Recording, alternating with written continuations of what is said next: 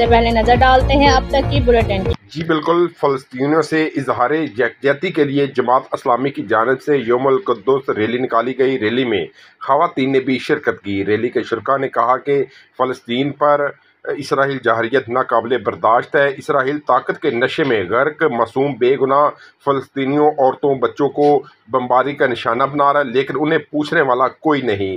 کسی بھی عالمی طاقت نے اسرائیل کے اس ظالمانہ اقدام کی نفی نہیں کی بلکہ اس کا ساتھ دے رہے ہیں۔ فلسطین مسلمانوں کا قبلہ اول ہے، اس کی حرمت اور حفاظت کے لیے ہم اپنی جان قربان کر سکتے ہیں۔ ہماری عالم اسلام کے لیڈروں سے درخواست ہے کہ وہ اس مسئلے کو اجاگر کریں تاکہ فلسطینیوں پر جو ظلم و ستم ہو رہے ہیں اسے فوری بند کیا جائے۔ ریلی کی قیادت ضلعی امیر چودھری طارق نے کی۔ شرکاء نے ہاتھوں میں بینرز اور پلے کارڈ اٹھا رکھے تھے جس پر اسرائیل کے خلاف فلسطین کے حق میں نعرے آویزاں تھے۔ اس موقع پر اسرائیل جارحیت کے خلاف شرکاء نے شدید نعرے بازی کی۔